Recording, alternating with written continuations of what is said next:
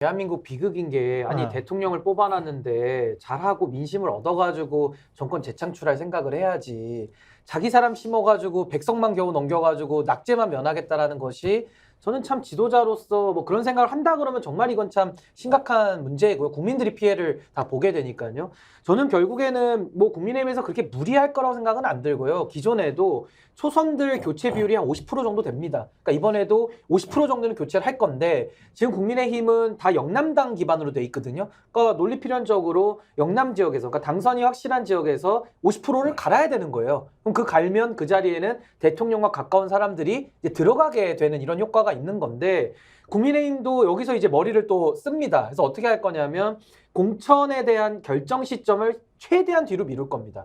그래서 공관위에서 뭐 이런저런 사유를 들어서 이제 선거에 거의 임박해가지고 발표를 해가지고 이분들이 다른 당을 만들어서 나가기도 어렵고 그때 신당을 가도 그 신당에서 얻을 수 있는 메리트는 매우 적도록 이제 이렇게 만드는 전략을 쓸 거기 때문에 뭐 국민의힘은 이제 공천에 대해서 아마 물갈이를 하는 수순으로 하되 삼지대에 최대한 영향을 미치지 않는 그런 관리 가능성 속에서 지금 이 공천 작업을 할 가능성이 매우 높다. 저는 그렇게 보고 있습니다. 그래서 사실 이준석 전 대표가 이제 얼마나 성과를 내느냐 이런 것들이 그 윤석열 대통령한테도 중요하고 국민의힘한테도 이제 중요한 거죠. 왜냐하면 지금 이제 이런 거거든요. 전통적인 이제 국민의힘 시각에서 대통령의 이 후반기 안정이라는 거는 후반기 국정 운영의 안정이라는 거는 그렇게 이제 자기 사람 심어갖고 안정이라는 거는 어떤 원리로 진행이 되는 거냐면 자기 편을 막 심었다고 할 때 자기 편을 이제 국회의원으로 들여보냈다고 할 때 그 국회의원이 여론에 굉장히 민감한 지역구에 있으면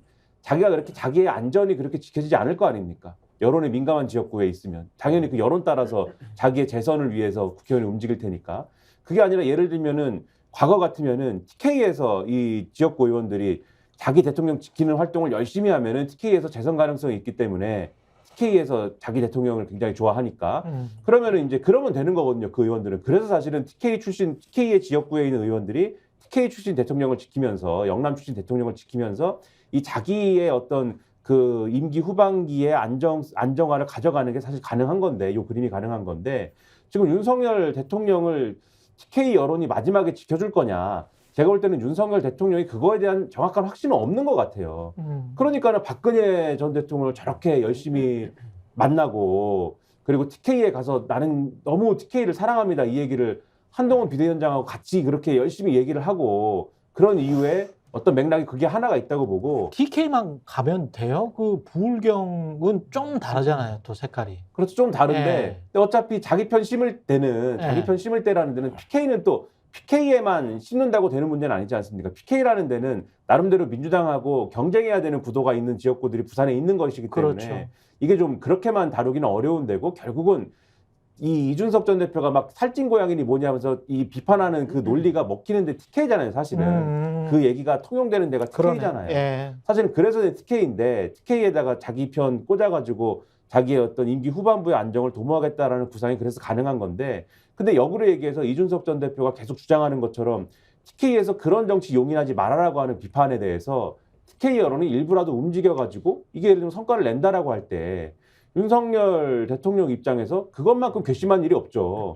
그것 때문에 예를 들면은 TK에서 자기 사람이 당선이 안 되진 않겠지만 TK 여론이 만약에 대통령 후반기에 가가지고 대통령을 지켜주지 않을 것처럼 움직인다. 옛날에 이명박 전 대통령이나 박근혜 전 대통령을 향한 그러한 어떤 그 콘크리트 지지층을 형성했던 그 정도의 여론은 아닐 것 같은 정도의 수준에 머무른다라고 했을 때는 상당히 이게 심적으로는 상당한 타격을 느낄 거거든요.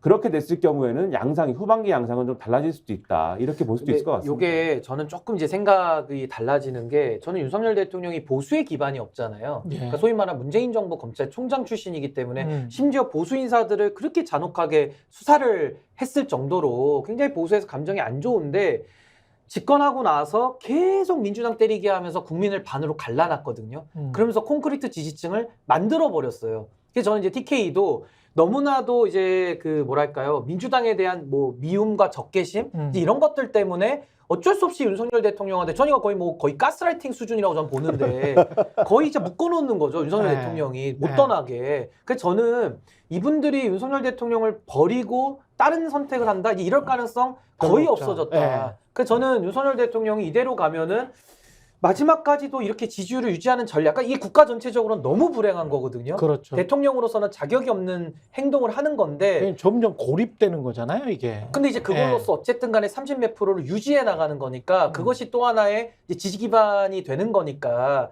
그래서 저는 그런 전략을 쓰기 때문에 저는 이번 총선에서도 TK 의원들이 어떤 뭐 신당에 간다든지 아니면 무소속 뭐 출마는 일부 있겠지만 신당에 간다든지 이런 건 거의 없다. 왜냐하면 TK 정서 자체가 그래도 국민의힘이라는 게 끝까지 남아 있어요, 인식 자체에. 그래서 과거에도 성공했던 모델이 자민련의 그날 박태준 그때의 그 자민련 돌풍밖에 없는 거거든요. 근데 그때는 사실은 뭐 김종필 총재가 한 게 아니라 이제 포항에서 그 포스코를 가지고서 이제 그 정서로 이용해서 이긴 거기 때문에 전 이번에도 대구 지역에서 신당이 국민의힘을 뛰어넘을 만큼의 지지를 얻기는 지금 너무 어려운 상황이다. 전 이렇게 진단합니다. 그걸 하나만 얘기하면 예. 제가 그게 가능하다 된다는 게 아니라 그게 중요하다. 이준석의 시도가 그래서 중요하다. 그러나 된다고 보지는 될 가능성이 높은 거냐는 별도의 판단인데 김평도 네, 중요하다. 그래서 근데 이제 보수 정당의 역사를 봐야 되는데요. 제가 볼 땐 보수 정당은 자기 보수 세력들의 어떤 권력을 유지하기 위해서는 자기의 새끼들도 다 치워버렸습니다. 아시겠습니다만 이명박 대통령 시기 말년에 박근혜 전 대통령은 야당이었어요, 실제적으로. 그 야당을 초과해서 이명박 대통령을 갖다가 예를 들면 밀어붙이는 방식을 통해서 박근혜 전 대통령이 그 정권 재창출을 성공을 했었죠. 그렇죠. 그 다음에 박근혜 전 대통령 탄핵 물꼬가 벌어졌을 때 탈당을 열행하면서 정당을 만들면서까지 박근혜 전 대통령도 날려버렸던 측면들이 분명히 있습니다. 그렇죠. 근데 정부에서 윤석열 대통령도 마찬가지입니다만, 그러니까 현재까지 상황에서는 윤석열 대통령을 지킬지 모르겠습니다만 이 상태가 계속 간다? 이 상태가 계속 간다는 얘기는 정권 재창출을 할 수 없다라고 하는 부분이 분명히 있기 때문에 전 거기에 대한 대안을 마련할 거라 생각이 들고 아마 좀 도상훈련 할 거예요. 하나는 뭐냐면 이번에 그 김건희 특검법 재의결 문제 하나하고 4월 달에 또 하나가 있습니다. 최수근 상병 문제. 특검법이 그때 올라옵니다. 몇 월 달에요? 4월 달에요. 4월 달에 4월 달에요. 네. 예, 최수근 상병 문제. 총선 전에. 예, 근데 어차피 총선 전이라도 하더라도 국회의원 선거 여부와 상관없이 5월 30일 날 이번 국회는 마무리되기 때문에 그렇지. 지금 투표를 할 수 있어요. 그러네요. 그럼 특검이 스타트가 될 수 있어요. 이런 문제가 또 있고, 저는 그래서 이거 시간이 지나면 지날수록 아마 보수층에서는 어떤 형태든지 플랜 B를 가동할 수밖에 없는 측면이 분명히 있어요. 최수근 문제는 뭐 보수 쪽에서도 이거는 국가 안보와 관련되는 거니까. 그러니까 김건희, 최수근 상병 문제는 70%가 찬성하는 사안이에요. 그러니까 보수층의 3분의 1이 찬성하는 부분이 분명히 있기 때문에 저는 아까 말씀하신 그 신인규 변호사 뭐라고 부르죠? 위원장님 말씀하신 것처럼 그럴 수도 있을지 모르겠습니다만 아마 더 큰 보수의 가치를 위해서는 버렸던 역사가 있기 때문에 그런 또 플랜도 분명히 있을 거다 이런 생각을 합니다.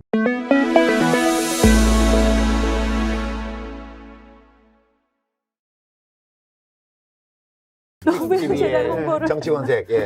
사실 제가 말씀드리죠. 구독, 좋아요, 사랑입니다.